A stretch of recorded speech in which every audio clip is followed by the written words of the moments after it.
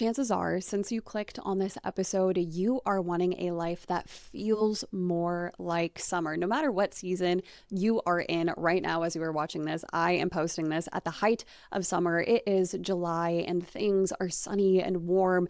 And I just want to be outside all the time in the sunshine, making memories with my friends, with my loved ones. I feel like I want to live a life that feels as big as possible. That is what this feeling of summer kind of entails, in my opinion. And you are probably feeling the same way. Maybe you are feeling like your life is small, like you aren't living out your summer to the absolute fullest. And this episode is for you, to share with you some of the things that are inspiring me to live a life that feels very full, that feels very much like summer. Because again, 'tis the season. It is summertime at the time that I am posting this. And I started off this summer not really feeling like my best self, not really feeling like I was enjoying life to the fullest. And slowly but surely, as I've had more realizations over the past, month or so of being in summer, I have realized that I just want to enjoy life. And a lot of these things that I'm sharing with you today are kind of stemming from that realization of, oh, what are the things that I can be adding into my life, that I can be doing on the day to day to remind myself of enjoyment, to remind myself of what life actually means. Because I lived so much of the beginning of this year, especially last year, feeling like my life was meant to be productive. And it kind of came to this point in time, maybe like a month and a half ago, where I just didn't want to be productive anymore, where I just really felt like I wasn't enjoying my life to the fullest, where I wasn't enjoying time with myself, with loved ones, just out in nature. I don't know, felt like it wasn't enough for me. And this feeling of summer, this feeling of fullness that we get in the season where the sun is shining and the weather is warm, I feel like is really just about enjoyment. And I tapped into this idea of, what does summer feel like?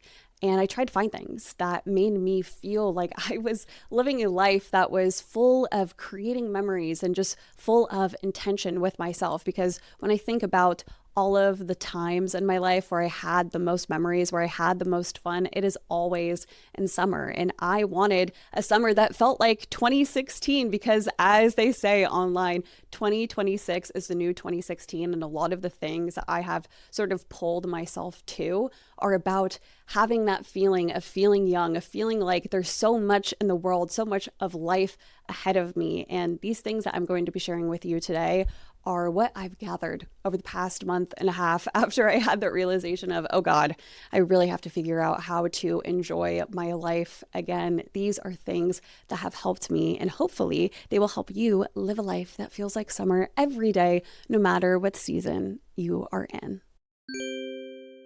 Hello, and welcome back to another episode of To Be Known. If you're new here, my name is Makayla Morman, and I am your go-to girl when it comes to anything personal development related in your 20s. If you're older, if you're younger, I do not care. I am just happy that you are here, because today I am going to be sharing some extra special realizations and things that I'm doing in my life right now to feel like summer. Now, I am probably going to say this a million times more. Summer is a feeling of fullness in my definition. When I want to live a life that feels like summer, it is about enjoyment. It is about creating memories. It is about going outside and connecting with life force, connecting with myself, with loved ones, with nature, and just the world around me. That is what summer feels like to me. Now, you might have your own definition of what summer might feel like for you, but these are some takeaways that I have had in my own life that have helped me create a life that feels like summer in the season of summer. And so I just want to share all of these things with you because, again, I am here to help you on your journey of becoming, of feeling like you are the fullest version of yourself. And so these are some things that you could add into your life if they feel like they resonate with you today. If you are a consistent listener here on the podcast, you know how much I love to journal. I do it first thing every single morning. And lately, I have added in a new method into my practice, and that is the Murakami journaling method.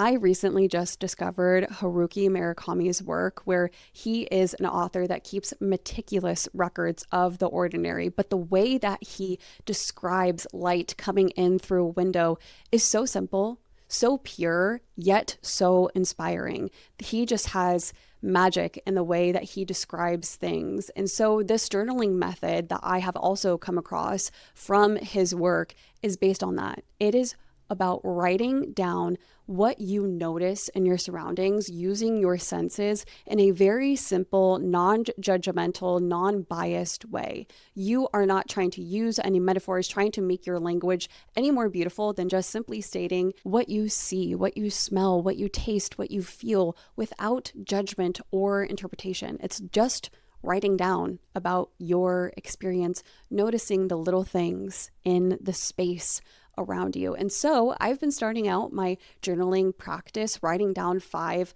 senses statements based on this method. And I feel like it really just brings me into something deeper within myself, where when I want to write about an emotion or I want to write about an experience, it is not about, I don't know, just too much of my emotion focused language, but rather about how I experienced it, about the thing itself, rather than having too much emotional attachment to whatever it is that I am writing. Because in the past, I've been very inspired by Carol S. Pearson's work from The Artist's Way, where it's sort of like this stream of consciousness dumping out whatever it is that you're thinking and feeling onto the paper.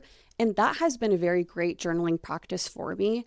But I also feel like it was keeping me stuck in rumination at times when I was feeling a little bit more anxious. And this method, this Murakami method, has really helped me sort of see things from an objective angle by just literally writing down the things that I am noticing with my sentences around me and within me. And it just makes me feel like I'm also learning how to write better, how to describe things better. I think it's really helping me feel like I'm gaining new writing skills, even though I'm just journaling every single morning. And so I've really been loving this method. And if you want to learn more, this is the book that you can read by him. And I will also drop some links down below of some resources that have helped me sort of tap into this journaling method in the description. This method is very special to me because it helps you see the small details of your life, of your day, as worthy of your attention, because they are. And by starting off your journaling practice on this note, I feel like it just makes life feel a little bit more magical, even in the mundane, even in the ordinary. You just writing down the simple things that you are noticing with your senses, it just invites magic in. And that's another thing that I've been trying to do a lot of lately, is invite more magic into my life. And this journaling practice just really helps me do that. Speaking of the senses, the music that I have been listening to lately, I have been very intentional about, because I wanted to go back to the music that made me feel alive in 2016, because, you know, they're saying that 2016 is the new 2026, or at least that's what they were saying at the beginning of the year. And I have tried to keep that energy alive through the music that I have listened to. This means that I am going back and I'm listening to all of Tame Impala's discography, because that music made me feel so alive when I was young. And when I listen back to it now, oh my God, it just does something to the brain. Listening to the Currents album, listening to just literally all of his music makes me feel like I am transcending, like I am experiencing life with a fresh pair of eyes. There is just something special about Tame Impala's music. And also, I should note that I have been listening to Disclosure and Flume a lot lately, because, God, that music also just did something to my brain when I was 16, listening to the Carcoal album, by the deluxe version, I should note, by Disclosure. That album literally got me through so much when I was 16. Same thing as the Skin album by Flume, and also his self-titled album, like Flume by Flume. Those albums, when I was in my teens, did something to my brain. And I have been listening to them a lot because they also just remind me of summer. So Tame Impala, Flume, Disclosure, all those artists really just remind me of driving in my car, fresh when I got my license, feeling so alive, or driving with my friends during summertime, laying out at the beach or by the pool, and just feeling like I had so much of life and the world ahead of me, which I still do. Listening to that music has just made me feel so alive. And there is something to be said that if you were in your 20s or older, listening to the music that made you feel like you were so energized when you were in your teens does something to you. It really does something special. And so going back and listening to those artists and those albums have just made my life feel so full. I feel like I'm connected to my inner teenager, and it's a special feeling. I feel like our teenage years sort of encapsulate this feeling of summer because there's so much joy, there's so many memories, there's so much to experience that being able to connect with that inner teenager within you, I think is just as special as connecting to your inner child. And the easiest way to do that, in my opinion, is to go back and listen to the music that makes you feel alive, because feeling alive and feeling like a teenager, feeling like summer, I feel like all of these things are very synonymous, at least in my life. And so, I don't know, music is just one way to connect with it. There are 3 books that I'm going to share with you, 2 of them being romance, and then one of them being a sort of self-help novel that has to relate to love. The first book that I'm going to share with you is Deep Cuts by Holly Brickley, and this is actually going to become a movie soon. It is a romance novel, sort of a coming of age novel about 2 people who met in college and sort of how their lives weave in and out of each other. It's about true love, it's about music, it's about kind of creating your destiny and creating your life. And God, that book was so good. I am obsessed with it. And also, the other romance book is The 7-Year Slip. I forget who it's written by. Let me take a look. It was written by Ashley Poston. And honestly, this is one of those romance books that just feel like summer. I love reading romance books. Every single summer, I feel like that is the season to read a book about love. And typically, I love reading Emily Henry's books that always come out every single summer. But this year, she didn't release a new book, and that's fine. So that led me to read The 7-Year Slip by Ashley Poston. It is a book about time travel. I know, but it's good, and love, and just sort of this idea of being in love with someone doesn't mean that they need to stay the same throughout the entirety of your relationship, because people change and you have to be okay with that. You cannot resent a person that you love for changing as time goes on. And that is a very core theme of this book. And I absolutely love it. And so I cannot recommend it enough. Ashley Poston, you did a great job with The 7-Year Slip. The next book that I'm going to be sharing with you is The 8 Rules of Love by Jay Shetty. Now, I love Jay Shetty. I love listening to his podcast. I also have read his other book, Think Like a Monk. 8 Rules of Love. This is not the first time that I've read it. It's actually the second time, but it came to me recommended by a friend at the right time where I just feel like I needed a little bit of a refresher. I needed a little bit of a reminder of what love is supposed to look like in life, because it is one of the greatest lessons, the greatest tools, the greatest things that we have in life is love. And this book is just, I don't want to get into the details of it, but it is so good. And if you are single, if you're in a relationship, if you are dating, this book is masterful in giving you the tools and giving you the right perspective when it does come to love, because love is about learning. It is about growth. It is about acceptance. It is about so much more than what we typically think it's about. Because when we think of love, we think of passion, we think of romance, we think of all of the Disney movies and the Shakespearean thought of what love is. However, that is not the truth in day-to-day life. And this book, The 8 Rules of Love, really just sort of guides you into having a better perspective of yourself and of love in general. And I really could not recommend it enough. I think I'm probably going to read it at least once a year as a reminder of what love should feel like, of what love should look like, and how to invite it in better. As I mentioned earlier, the season of summer is about connection with the self, with the soul, with life and loved ones and nature and just experiencing. That is what the season is for. And that means that you need to get off that phone. And something that I have been obsessed with lately that I didn't really realize I needed in my life until I got it and started implementing it is the brick. You might not know what this little device is, but it is just a little square. I'll show a picture here. It is just a little square that you have that basically blocks you from using apps on your phone that you need to disconnect from. And me, I bought this about, I don't know, maybe over a month ago, and I have seen insane results in my attention, in my day-to-day life, in my screen time. My screen time has reduced itself by 40% because of this brick, and I needed it because, oh my God, guys, this past month, if you're a consistent listener here, you know that I am in my master's right now.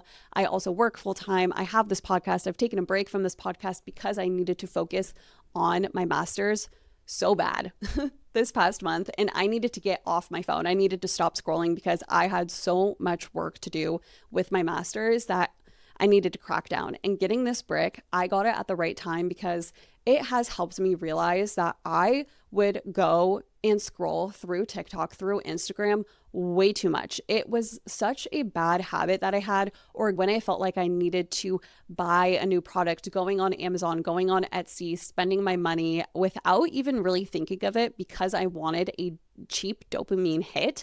I have gotten so much better at my dopamine, I guess, like feeling like I needed a quick hit, feeling like I needed my attention to go to something, to scroll, to numb myself. Wow. This brick has really changed my life. It has changed my relationship with social media. It has changed my relationship, honestly, to a lot of things. And just allowing myself to create more experiences for myself, to literally create more tangible things in my life that spark my creativity, that spark this, I don't know, sort of life force within me where I feel like I am connecting more with myself. I'm connecting more with the world and the people in my life because I am not scrolling because of the brick. Now, it's a little embarrassing that I needed to get this brick in order for me to realize that my relationship with social media was actually pretty bad. Like, I spent way too much time scrolling. My screen time before this was, I don't know, maybe like 3.5 hours, maybe 4 hours on average a day with my phone, not my computer, because I am on that thing a lot for work in my master's, but my phone in particular, I was on it maybe like 3 to 4 hours every single day. And most of that was spent scrolling on Instagram and TikTok or Amazon or Etsy and spending way too much money and way too much time on things that honestly didn't really matter, on things that didn't really move the needle, on things that didn't allow me to experience life in the way that I wanted to experience it. And this brick, this little thing, this little device has helped my relationship with those things so much better. And I could not recommend it enough. I feel like everyone needs a brick. I am such a fan. It's a little embarrassing, again, that I can't just go and delete the apps and be done with it forever. But guess what? It's literally my job to be on social media. It is literally important to me to be able to share this outlet, this creativity that I have onto these platforms, but I do not want to let them consume me. I do not want to let numbers consume me. I do not want to let the scrolling consume me and numb me. And that has changed my life. This brick, I do not focus on those things anymore. And I couldn't recommend it enough. It has allowed my summer to actually feel like a summer because I got off that damn phone. The best, easiest, cheapest way to feel like summer in your life is to get off that phone, obviously, but it's also to get outside and get in the sun. And lately, I have been doing exactly that and prioritizing that over productivity. Now, I am a girl who loves the beach. I love going to the beach, laying out, tanning, and I honestly have gotten into a bad habit where I feel like I have to do things with other people. I feel like in order for an experience to be fulfilling, another person has to be there rather than just with myself. I have made sure that I have cut that thought out, because I used to be really good at doing things by myself. But when it comes to going to the beach, going outside, laying out, I don't know, something just happened and I didn't want to do it with myself anymore.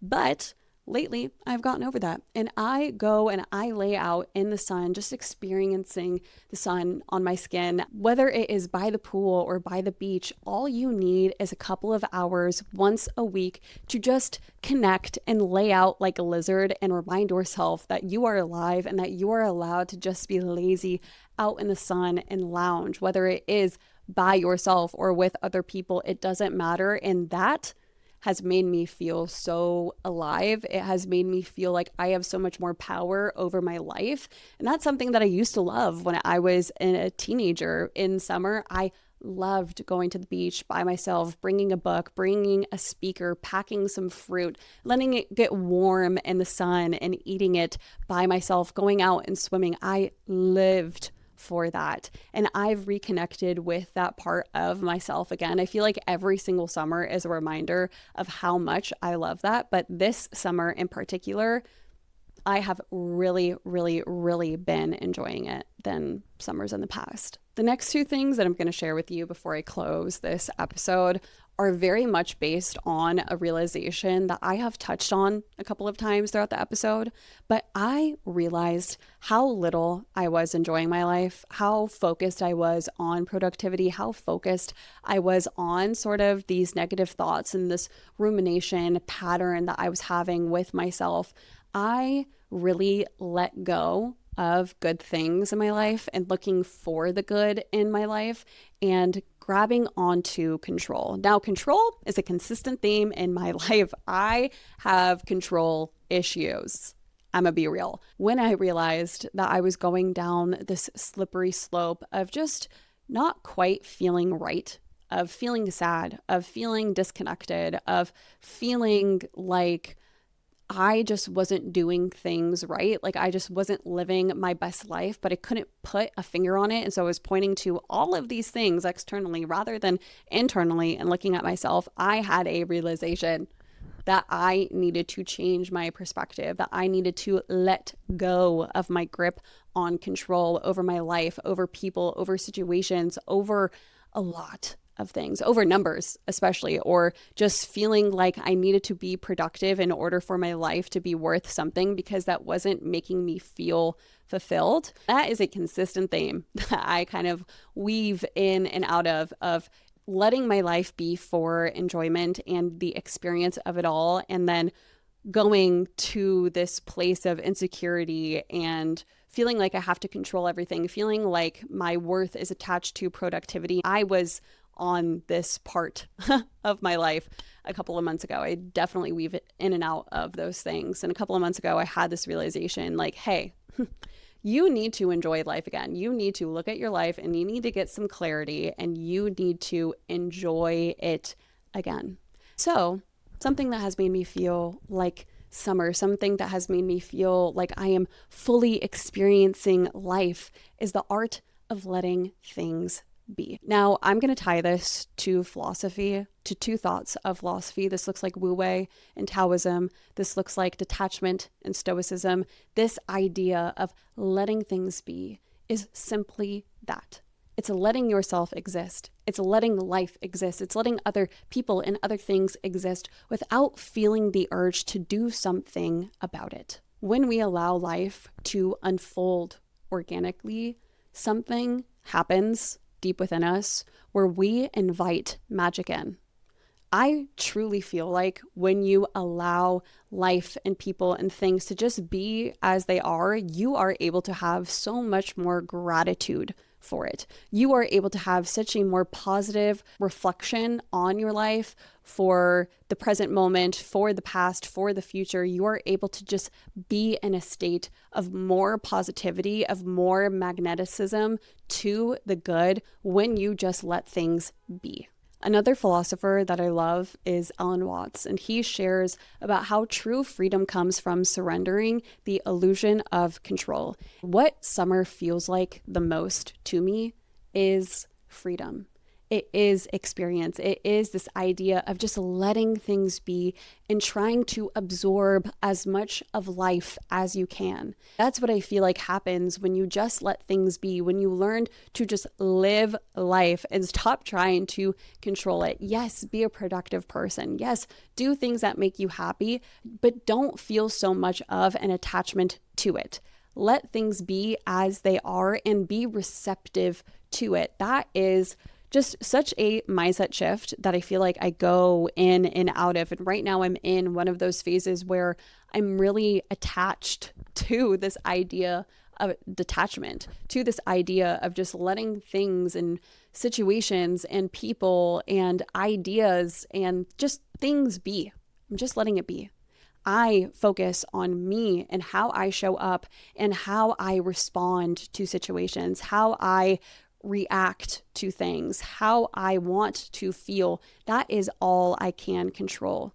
The only thing that I can do is choose to let things be, and it is so freeing, and it feels like summer to me. At the heart of this feeling of summer that we can have in our lives, no matter what season we are in, it is about experience. It is about being in the present moment and allowing yourself to enjoy, allowing yourself to connect with yourself, to connect with loved ones, to connect with the world around you, to feel the sun on your skin and to smile up at it and to say thank you. That is what summer feels like to me. And I hope that some of the things that I shared with you today will help inspire that feeling of summer in your own life. I shared with you the Murakami journaling method, talking about how just writing down the little things, the little ordinary moments in your day to day, how it can inspire magic in your life, because there's something about summer that just feels magical. We can find magic in the music that makes us feel alive too, or the books that we read that help us feel like we are romanticizing our lives. And also, I talked about getting off that phone, because when you want to live a life that feels full, you have to actually experience it. And me, I love the brick. I don't know if it's a tool. I don't know if it's a device. I do not know what you can call it, but I love it because it has gotten me off my phone and out into living in the world, even if it is just with myself, going outside, getting a couple of hours in the sun every single week, at the pool, at the beach, out on my patio, in a backyard, wherever it is, just go outside and feel the sun on your skin. I just want you to live a life that feels fulfilling, that feels full of love and light and laughter, because no matter what season you are in, you deserve that. It might be summer right now by the time that I'm posting this, but I want you to feel this way every single day, even in the dead of winter. If you have made it to this point of the episode, I just want to say thank you for giving me the time and space today to share this with you so that you can receive this lesson of how to live a life that feels more like summer every single day. I seriously really appreciate my listeners so much. And if you have gotten to this point, I want you to drop a comment, share your favorite takeaway, share your favorite emoji or where you're listening from. I want to learn from you. I want to hear from you more than ever. I just want to connect with you. You also know what to do. Give this video a thumbs up if you are watching on YouTube. Click subscribe. If you are listening on Spotify, please give this podcast a 5-star review and follow along there as well. And if you really want to follow along the To Be Known journey, you can follow at To Be Known Pod on Instagram and TikTok. The links will always be in the show notes down below. And with all that being said, stay true to you. All right, I'll see you soon. Bye.